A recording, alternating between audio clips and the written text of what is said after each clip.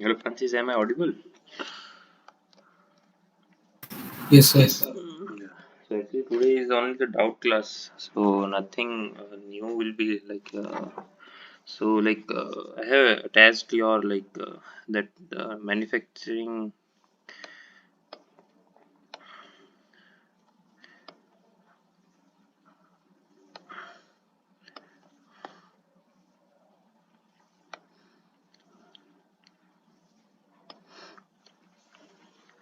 So like I will go one by one on this, so like we can have like discussion. So I didn't went through all these before, so if you have any specific doubt, please let me know. Then we will discuss this. So the first one is this for the aluminium for the aluminium is having the maximum liquid plus solid shrinkage and brass is having the maximum solid shrinkage. Steel is having maximum total shrinkage. Can you give any reason for this? Yeah, basically there are many. If you will read the some research articles and all, you will get the answer regarding this. There are many reasons behind this, like how the grains are behaving, how the structure is behaving, like, and how the structure is oriented basically. So that particular reason, because I'm not doing research in this particular domain, but yeah, but there are many reasons. uh, some people do what you can say, different characterization technique for these type of for finding the reasons behind these. And there are definitely there the specific reasons are present.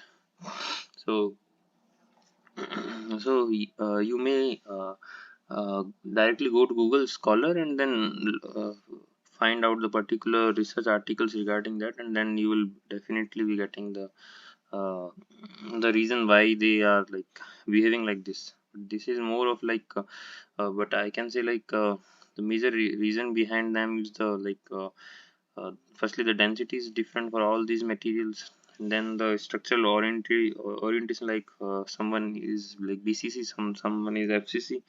So it will be more or less be like the relation or the reason behind from that phenomena only, like the how the structure is oriented and how the particles are arranged in it.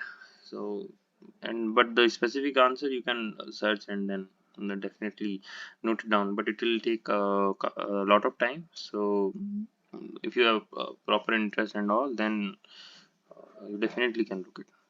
Second one is sake So, allowance. Yeah. at the end of this doubts, there is another one like in the PN Ravo, they have given a table for different elements of for each metal. But according to that allowances, they are saying the steel is having more allowance. Like at the end of the session, there is a table like showing the steel having more allowance than brass. Are they mentioning any specific reason or giving proper explanation why is it so, or they're just Actually, they are not giving any reasons. They have only given a table the cast iron, ductile iron, different aluminum. There are several elements elements? on Okay. ten corresponding to the. They have given a shrinkage elements in mm. Okay. So basically, this table is just for the general material which are like if you see like brass and then bronze, they are being used in a lot of applications. So that's why the book has summarized for the important materials to just take your attention and see like how these behavior, like how these different materials behave. So but you don't need to mug up and don't need to this, you just need to see okay, this, so that particular material has if you have read the material basic material science subject, then you might have known the crystal structure and all. So then you, if you would be like correlating that, if for that particular crystal structure, for which like the copper were at the corners and then the tin was at the like whether it was doped or whether it was alloyed, like how at what tetrahedral voids or at what voids it was present and all. I'm not saying like I also don't remember the exact structure presently, but then if you will correlate that particular structure with the particular behavior of the shrinkage allowance, then it will be easy to understand. Okay, so you just don't because no one will ask like for the particular brass material whether it is 4 mm, 4.6 mm, 3 mm, and something else. Okay, just for your From, like yeah, yeah, so, yes. but there was a gate question 1999, like it was asked like which of the following material requires largest shrinkage elements while making a pattern for casting, and the options are like aluminium, brass, cast iron, and plain carbon steel. They have given the solution as B, and reason they have given is like the coefficient of thermal expansion should be for this brass is higher, so it is given more shrinkage allowance. That's the reason they have given at that solution part. So we don't need to consider that table that given by the P and We can directly follow this one. I was confused whether to follow this one or that. They are given solution as brass here, but according to the table, uh, the, there are other metals like having more allowance given. For white cast and like 23 they are given, and also for the plain carbon steel the shrinkage allowance given is like 21.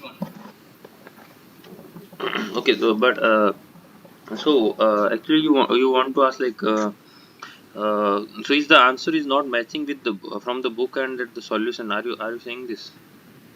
Yes, sir. I mean, the solution from that book gives us brass and some other from also from other class. I got this like brass will be having more, but when I check the table in that PM Bravo, like in that they are giving it for the brass it is 15 that they have given, but Okay. for the plain carbon steel it is 21.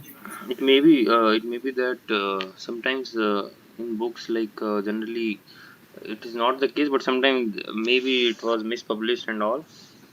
So you can cross check it from some reference like from Google Scholars or some research articles and or directly searching on Google. Okay, sometimes there is there it's not the usually the case, but sometimes it does happen that it's not published properly or like some publication errors and all. So if it is showing the error, you may cross check it once more. So that will solve the problem. Yeah. Okay. Okay, sir. Yeah. And then yeah. Are you saying something? Yeah. So, by meaning the stringage elements, whether it consider only the solid stringage or whether it will consider both liquid and solid stringage for the pattern. By considering the Uh, solids.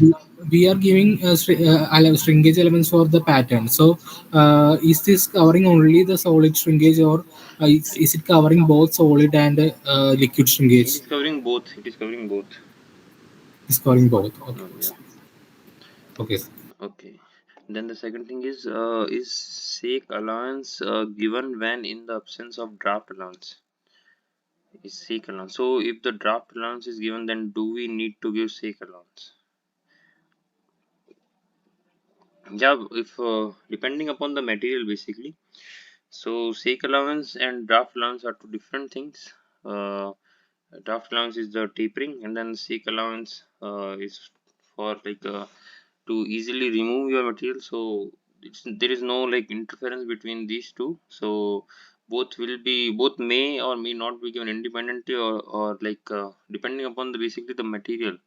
So so yes, if sake allowance given, then draft allowance can also be given, and if draft allowance is given, sake allowance may or may not be given. So both cases are present. Okay.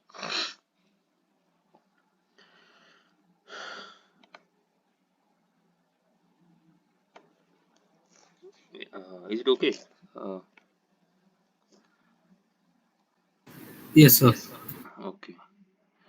So next question is like what is the difference between a split piece pattern and the match split pattern? Okay, split piece. So I remember that directly your pattern is in some part is in the drag, some part is in the cope. As far as I remember, and then you can directly like separate and all.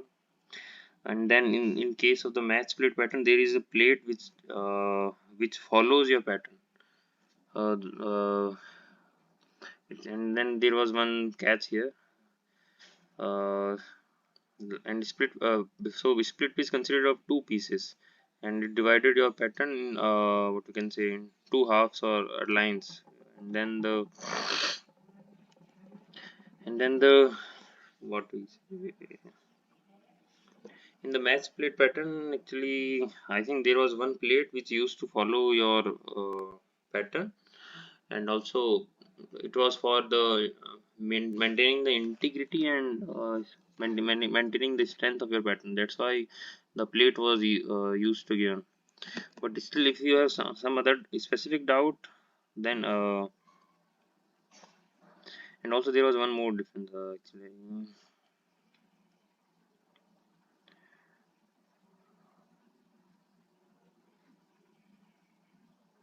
So one difference was that in your split piece, your like it consisted of two pieces, and it which divides your part, or what we can say, your pattern some along a particular plane which completely which was completely aligned with your pattern. While in the match plate, there are two halves, but it's not necessarily that it is completely aligned, and it is like these are just the part are in the opposite side. One is on upper side, and then one is the other side. And also there was one some provision of the plate also. I don't remember exactly, but something like this was the case. But if you have some specific doubt or some specific difference in your mind, please let me know.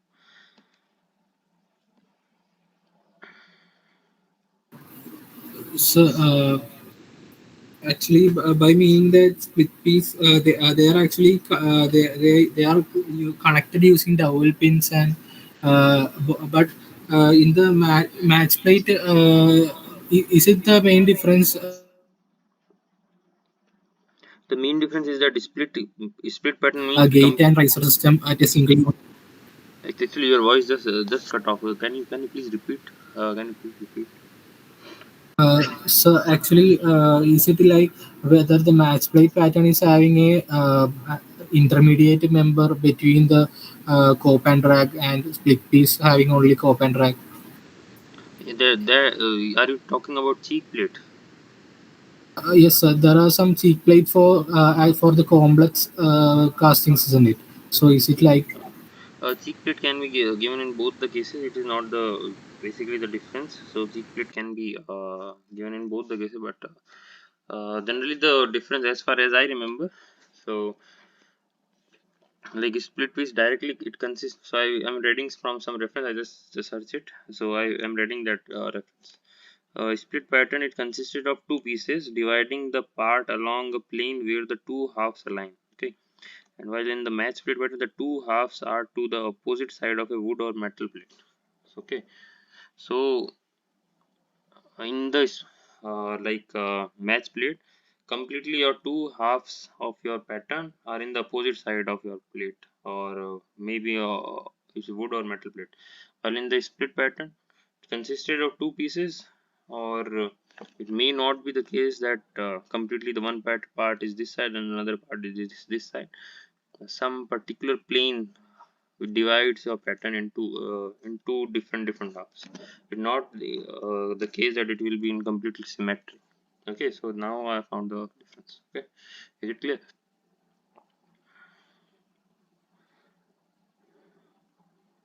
okay, sir? Okay, so next is like here the chills means the chills that we use for cooling. Uh,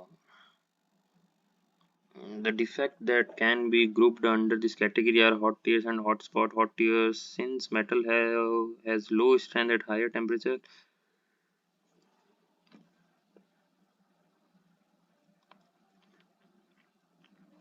So basically, chills is taught in casting part. It we like, but we didn't taught you in this short course because it was only 4 weeks course.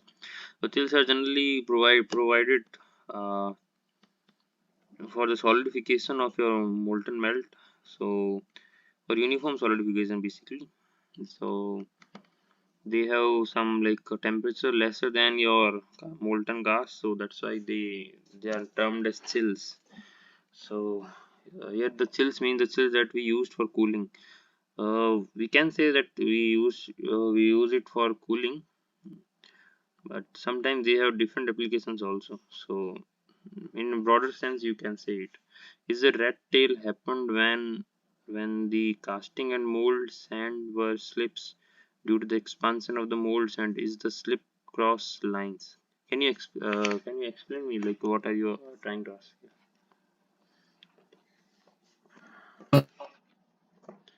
Actually, in the rat tails, they were given like when the mold and wall, when there is a contraction, like they are slipping and uh, some lines are formed. So I was asking like in that figure they were given like some cross lines shown in the figure.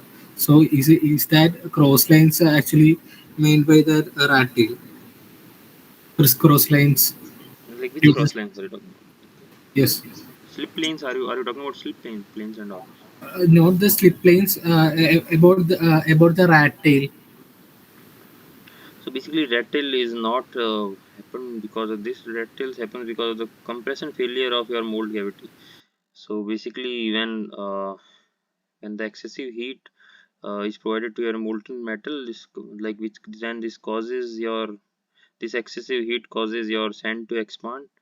And then your mold wall basically uh, moves backward, kind of things, or we can say due to the sudden heat, it slightly tilts backward, and when then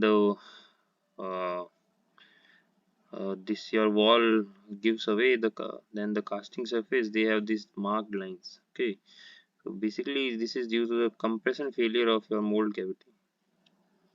Okay, so this is not when the casting and the molds and what slips due to the expansion of the mold.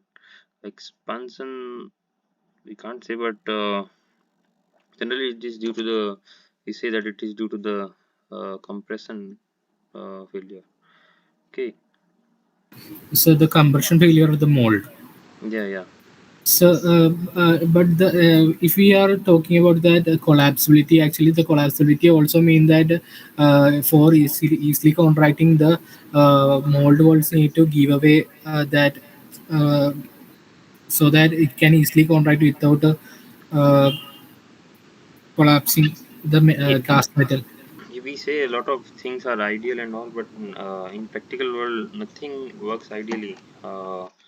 There are so many terms like collapsibility and all are defined, but in real life when we try to do this, like these don't work. So yes, there is provision of these. We just try to be as close as near to the ideal thing, but we never achieve the ideal behavior of any particular material or any particular for any particular process. Okay, so in still a lot of cases these defects do happen, and still uh, we just try to minimize it, but at presently I can say like no process is like 100% proof that there is no defects are present. Still some defects are always present. Okay. Okay, sir. Okay. And then is the in gates and gates are different? Yeah, the in gates and gates are different. Not completely, but like these you can say that these are some of the sub gates in a particular gates are provided also, but generally in a broader sense they are used as the same terminology. So when in gates and gates are given, you can take it as the same terminology, but but in some cases they are just the sub gates of particular gates. Okay. So actually, they will be given in after the original gate from the runner. Yeah, after the original gate. Yeah. So if we are using multiple casting set a single, then we will be using this multiple gates. So we can call that in gates, Yeah, like multiple. max gate Yeah, pattern. yeah, right, right. Yeah, you're right. Okay, sir. In the fusion defect, remedy is given as like the amount of bentonite cured. This defect is bentonite actually clay. Yeah, bentonite is actually clay, and in the fusion defect, remedy is given as like the amount of. Yeah, I didn't got this. Like, can you explain me?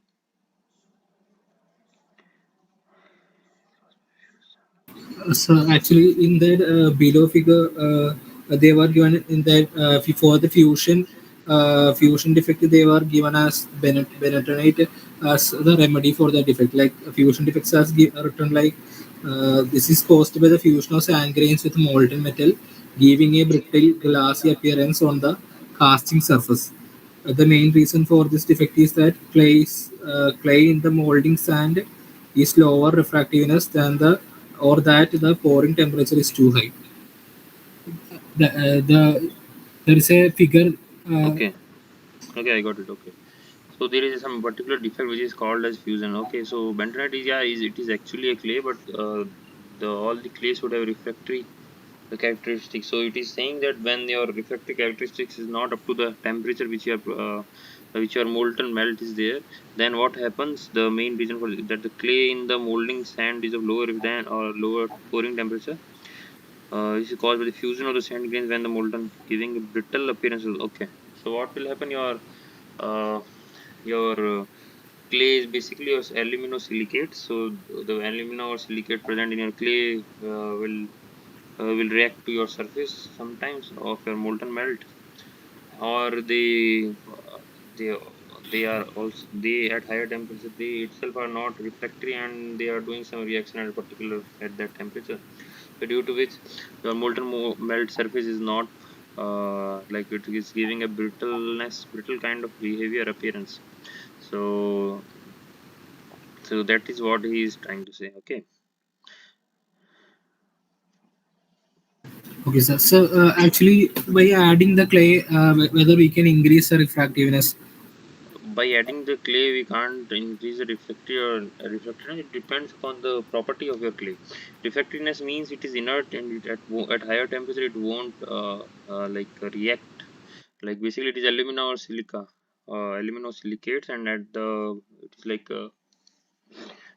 different clays are present: bentonite, kevlonite, and then halloysite, and different structures. Some have like what we can say, zigzag type of structure. Some have like plate like structure. Like bentonite has a plate like structure. Okay, and on between these two plates there are some sodium and calcium ions are sitting. So uh, uh, then at higher temperature they shouldn't react. Refractiveness means, so therefore some green strand, the dry strand, and these strands are calculated. So if you so firstly for the particular pouring temperature you should calculate like, what is your refractiveness. Then by adding the clay behavior it won't change, but it will depend on your type of clay and your clay property itself. Okay, so some additives are generally added, not clay itself, so that will decide your refractiveness. Okay. So the clay will be added 10%. So till the 10%, we will be having more flowability or like uh, above that. And is that range given as 10%? 10% added means rest. It is mixed homogeneously. It is not that only at 10 per some particular location 10% clay will be there. So in whatever mixture or your clay is added, it is completely homogenized. So the mixture has homogeneous property. Okay. So also, what do you mean by that hydraulic conductivity? Like there was a statement like addition of clay reduces the hydraulic conductivity of the sand. Okay. So basically, hydraulic conductivity. If you will do some hydrology course, then you will get to know properly what is the hydraulic conductivity and all. So it has some different laws. Uh, but generally, what I have seen, uh, what I studied a lot before, like 1 second, how to explain this? Is it related to any flowability or moisture content, anything, this hydraulic conductivity? What? I mean, is it anything related to that flowability or moisture content? You can generally it is related to your if you will saw the sand or clay, if you will compact it, then there will be some pores with whether you compacted it or not, there will be some pores, right, in sand. From those pores only your water particles in the underground water travels, right? So the Yes, sir. your hydraulic conductivity relates your flowability with that particular pore spaces or the particular structures, we can say. Something the relation was like that. It hydraulic connectivity, there was some formulas and some relations, but generally it was the relationship between your pore size of the sand and then your whatever the fluid or is passing through them. So so what was your statement before? They were given like addition of the clay reduces the hydraulic conductivity of sand.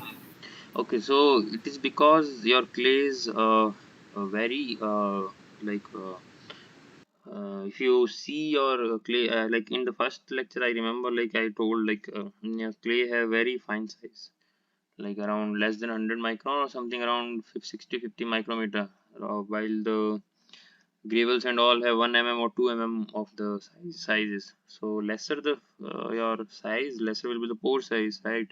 So lesser will be your pore size, lesser will be your fluidity. So lesser will be the passage of your sorry, lesser will be your what I was saying, so so as the your so generally clays are added in around 10% only. So in different applications, clay have different applications, uh, because if you will study the structure of the clay, it firstly it adheses your different materials. I mean, it has adhesive properties. Second thing is that if it is mixed uniformly, it reduces your pore size, so definitely your fluidity will decrease. Okay. Okay, sir. What is the difference between the misrun and cold shut? Actually both are caused by the low fluidity. What does it have to do with the sharp corners in the crossing and section thickness of the, just the mechanism is same, but just it depending upon different location it happens, so that's why different names were given. Okay. Okay, sir. Okay. So and then in these two particular, do you have any particular doubt in these two figures?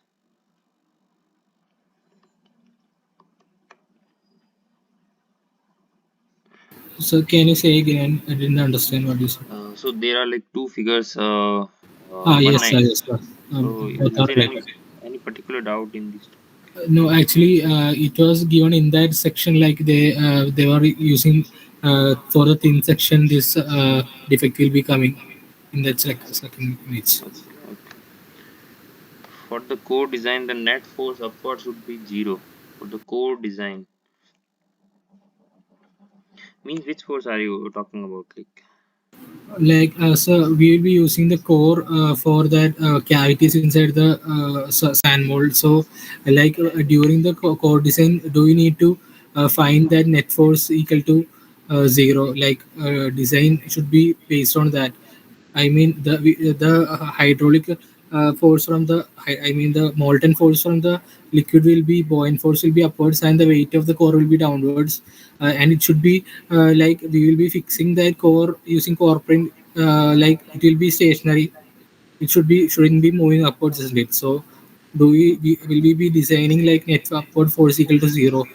Yeah, that's why we are equating it to your weight of your core, na? That's why ideally it shouldn't move, but it is not always the case.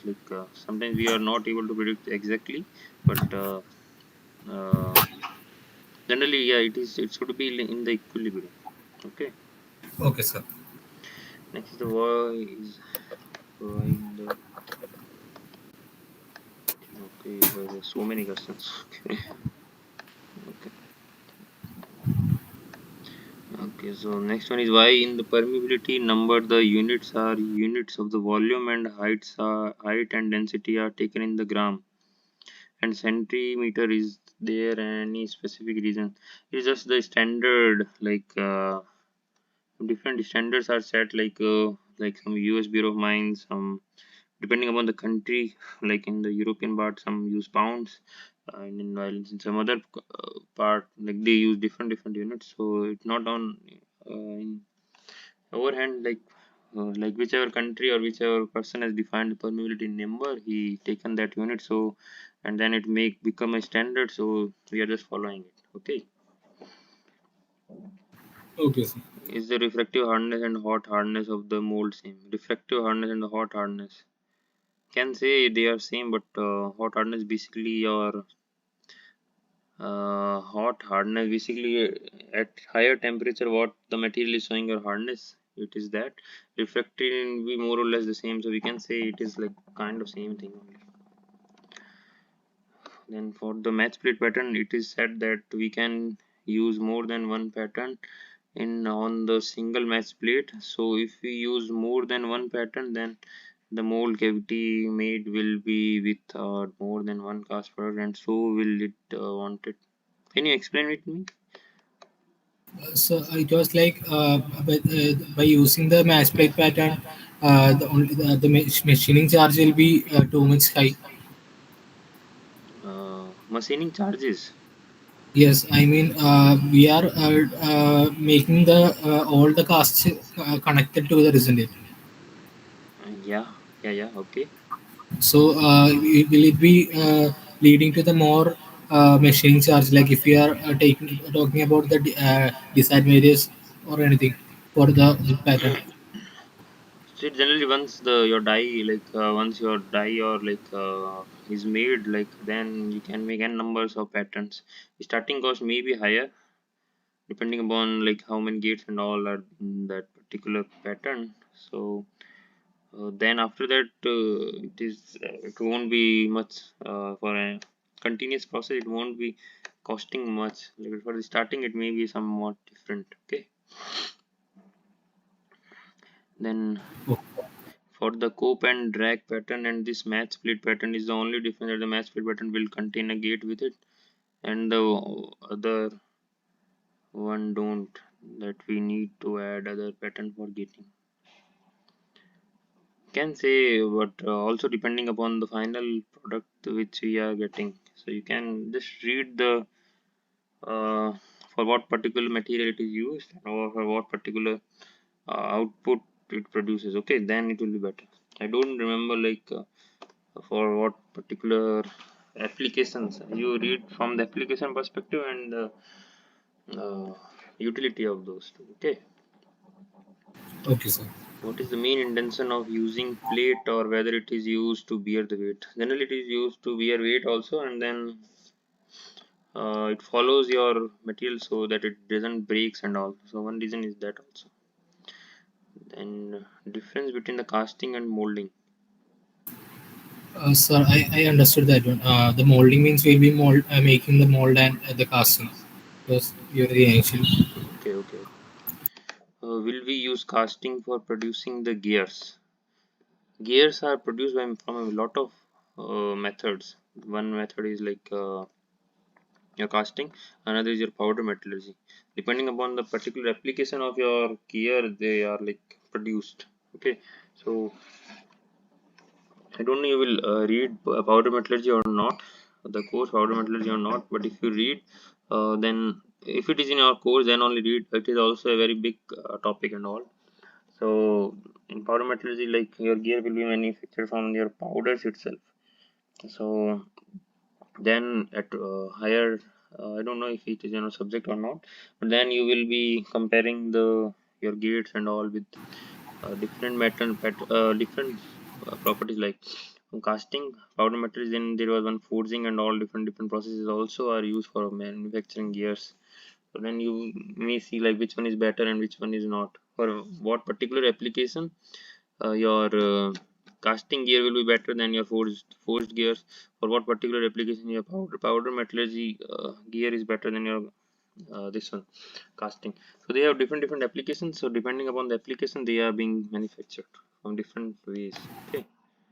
Okay, so in the next one, actually in the loose piece pattern, the statement is given like they will be used to make the intrinsic shape like in which the wall pattern could not enter. We'll use the loose piece pattern. But in the case, in the application part, they were giving like it can be used for gear making. Okay. So I didn't know that the loose piece pattern particularly used for the gear making, but if it is written, then it would be correctly written. But but the general thing is that there are different processes for gear making, and then you just read it that way. If powder metallurgy and forging both are in your syllabus, then you just read from Yes, some sir. like what I wanted to say. Okay, because they have all these the gears fabricated from different processes have different applications. So at your particular level, you should focus on the application part more, because your questions will be made from that only, your gate and all any exam.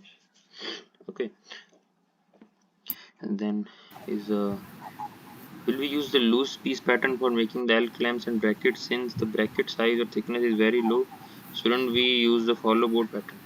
Will we use is it written in some book like the loose piece pattern is used for L clamps and brackets? Is it written somewhere? Yes, in the PM Driver, they were given like L clamps and brackets were used for that. Okay, then if they have written, then it might be correct. But your reasoning is also correct that follow board pattern can also be used because of this. But depending upon the industrial, like industry doesn't go by this. Now. Sometimes they see the productivity also, and then the how many gears they can produce on this method, and then this method. They see basically profitability.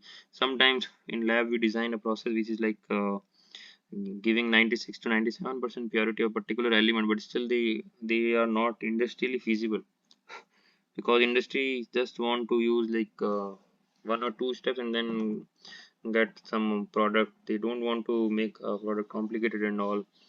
They don't because they don't understand some particular science which we not I don't want to say this, but sometimes they just don't want to change their pathway or their mindset. So that's why it is the problem. Okay, so Okay, so is actually the this gear was not given in a textbook. It was from another lecture. I was get like it will be gear will be. yeah, gear is manufactured from many ways. Was just you should know the difference between the powder metallurgy and the your casting one. Sometimes questions comes what is the difference between the product of, or sometimes the image will be made, then your some figures will be given like this gear is made from casting, this gear is made from here. Then depending upon some morphology and all, you will need to find, or something like this used to come at my time. I don't know like now it comes or not. Okay, is the term by gating system include pouring basin, sprue, skim bob, runner, and the is the term by gating system include pouring basin opening? I didn't understand this question. Can you explain me?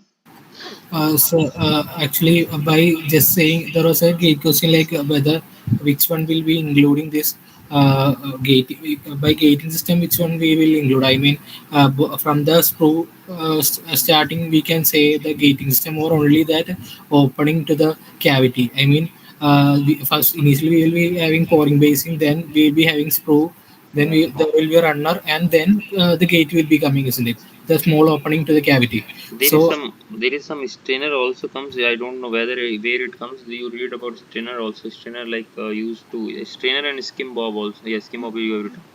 There is one strainer also is there. Strainer is like used to catch the impurity also. So you just read where the strainer will come. Okay, in this like sequence. Okay, so all these combined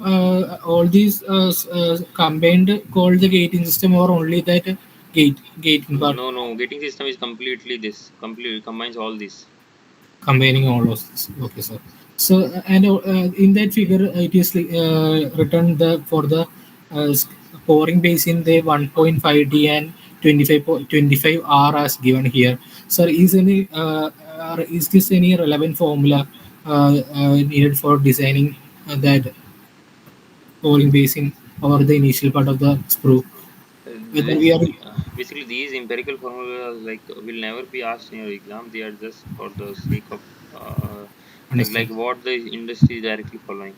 That Okay. particular your level at like at your education, like in exam directly these empirical formula or directly mug-up things won't be asked. Okay, so uh, don't waste your time in this. I also used to do like empirical formulas like seem very good and all, like they catches our attention, but generally they are don't us just go through them and take a glance on this. Okay, okay, so sometimes rarely if they are asked in MCQ or 1 marks, then you can answer it. Okay, just don't try to like just focus in casting.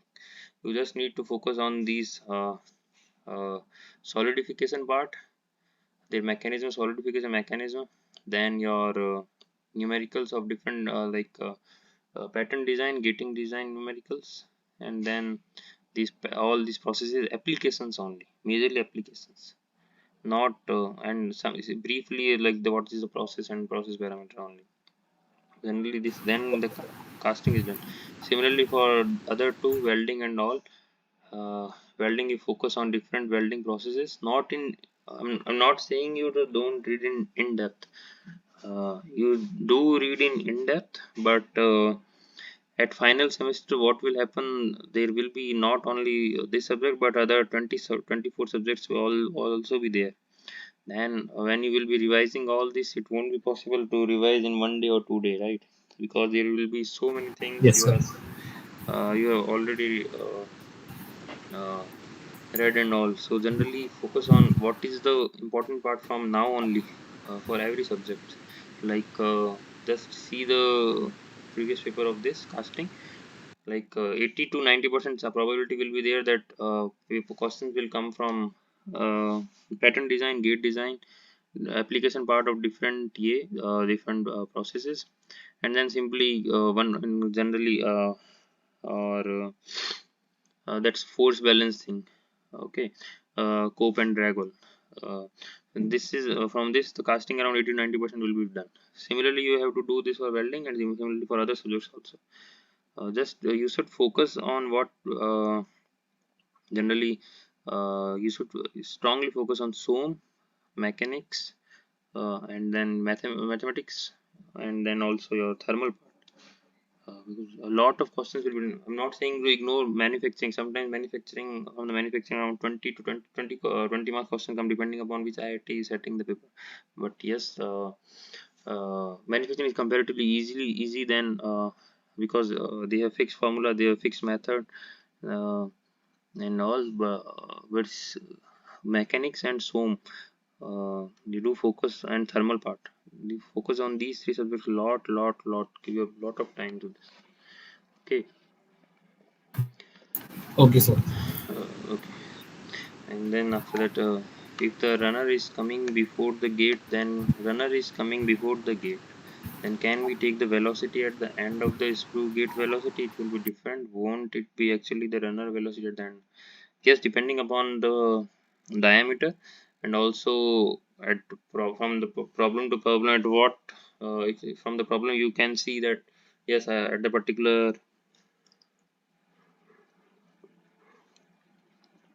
point your diameter is different, and from the uh, from the equations of Bernoulli equation we can find the velocity at that particular. Actually, in the calculation part, we can directly take that end of screw velocity to the runner. I mean, Yeah, you can okay, take, but if the diameter is different or some intrusion has been come or some coefficient of friction is given from a fluid mechanics part, like this problem can be mixed with fluid mechanics problem. Fluid mechanics, you in your curriculum fluid mechanics is there, no? Yes, sir. So in a fluid mechanics, this problem can be easily mixed. Like in two pipes, will be given like this is the coefficient of friction, this is this and this. So they can easily mix up your one problem with another problem. So that's when you are whenever for like getting good marks in these kind of competition exam is try to correlate the manufacturing part with the fluid mechanics part, because here the gate and all are coming, gate system and this system. So they will just correlate or combine one problem with another, nothing more. Similarly, in sometimes in the force balance problem, they will combine with a mechanics problem. So, one, just putting my card.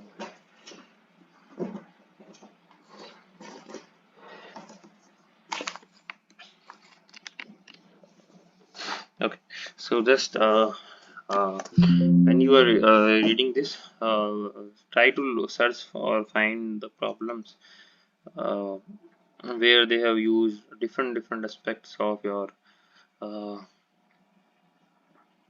different subjects. Sometimes they combine, they see that whether you are able to connect these two problems and all. So this is the case. Okay, Okay, sir. next is, can we use the equation into account for calculating the difference timing for top and gate? Yeah, can you explain me? So here the TF bottom, I mean bottom gate equal to 2 times the top gate. There was a relation like this given. So can we directly use this for calculation? I mean bottom gate Yes, equal to. yes. Okay, sir. You can directly, but just remember like for what condition this is true. I think for height and all, some relation, something must be common between these two. Then this formula was right. I don't know exactly, but just verify like which parameter is same. Then you can directly use this. Okay, Okay, sir. because this is not always the case. Sometimes this HT and HM, some if it is different or something like this, then this won't be valid. Okay, just cross check. Okay, so in this question, actually, for the air aspiration effect, is the air aspiration effect due to at the beginning of the screw, we'll be having larger diameter, and at the end of the screw, we'll be having smaller diameter. So, according to that continuity equation, the velocity at the bottom point will be higher, isn't it? So, due to the higher velocity, the at the just back side of that fluid will be having a higher pressure region, and it will be pushing the fluid to inwards. Is that called that pressurized gating? Pressurized getting is just means like suppose you're like mm, just see the continuity equation, like in simplest continuity equation is a1 v1 is equal to a2 v2, right? So when your area is getting smaller, your velocity is getting higher. So pressurized getting means like you just constrict your area, so your the molten metal uh, will get like will flow at higher velocity. You can also generally it is not the case, but sometimes external pressure is also applied, so your molten metal doesn't melt and it flows depending on the viscosity and all. So pressurized gating means your molten melt is flowing at a higher velocity in your from the gates to your designated uh, uh, pattern or where it should be going. Okay. Okay, so is it like we are having a low pressure region at that region and with high velocity region, and so we are getting high pressure from the behind. So it is called that pressurized gating. Yeah, we can say that. We can say, but Okay, yep. sir. Okay.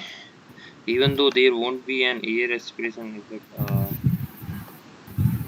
is okay. I think it is same. Is it said that and unpressurized? So can you explain me like which So in that question, in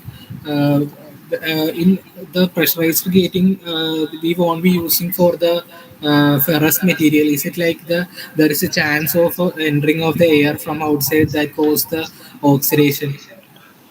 If your air is entrapped in ferrous metal, then it will cause inclusion and different types of defects. That's why the and at higher temperature anything can be oxidized, whether it is iron, whether it is manganese, or whether it's some other material. Like if at 1000 degree you are purging air, then it will definitely be forming manganese oxide or iron oxide at its surface. So that shouldn't be the case also. So both the things are correct, that if air is entrapped, then it will it will cause some defects also. And then if you're then the oxidation is also the problem. Okay. Okay, sir. In So, powder metal, yeah, in powder metallurgy, does it the blending means mixing on? yeah, yeah, blending means mixing. Okay, We sir. So, blending means we are mixing two different powders. Okay, okay, sir. metallic powder. Okay, sir. So, and also in that powder metallurgy, there is a method for oil impregnation, isn't it? So, Yeah. but the oil impregnation, like the oil will be getting inside that smaller pores. But when we evaporate, when we heat the material, actually, this oil will be getting evaporated. So, what is the use of that, like oil impregnation? Though there will be two benefits. Firstly, the if the oil will be it doesn't firstly it will make your surface smoother, and then the second, when it will be like evaporated, the oil will be it will leave pores, and then your surface will like, become less some kind of porous structure you will be getting. And then if you want to compact it, then you can compact it. And because the oil will be vaporized, and then you can fill the cavity, so you can control the porosity of your a little bit. And also the you have written in the in the oil methodology, even if we fill the oil with the when the product is heated, the actually the cavity will be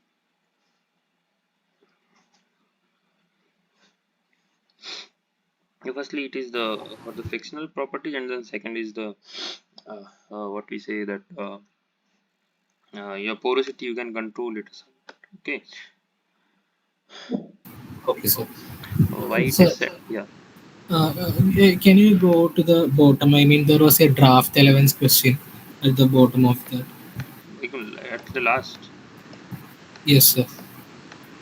No, it is not. Not here. And there was another image. There was two image. Okay.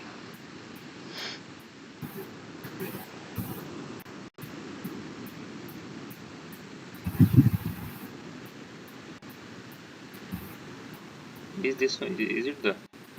No, no, the other one.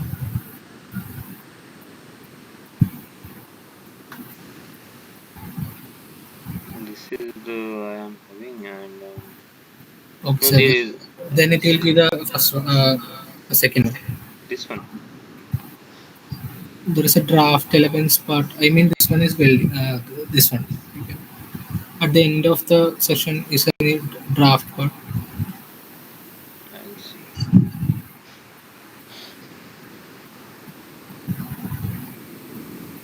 Yes, sir. This one. This one. The first question, like uh, That's it. how to design that this shape. I mean, there was a inner taper inside that, and there is out. We are also having an outer taper. Like when we are doing this, the first question is like how we are adding this taper. Like it will be outside the more than the casting size, or it will be less than the casting size. They are given the block as 200 and 100 as height, Mm-hmm. and they have given that taper for 1 and 2 degrees in the question. Deeper for one. I didn't understand. Like, mm,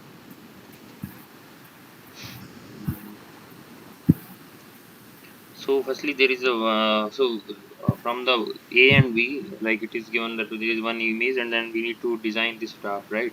Is it the problem? Yes, 100 initially the product size, I think it's actually 100 and 200, and we are having 880 dia.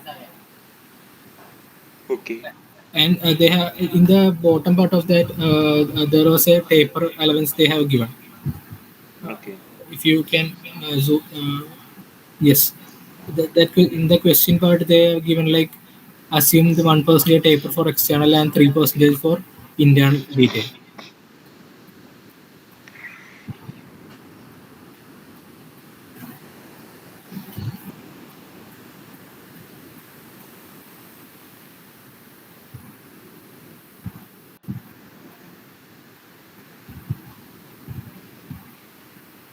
Okay.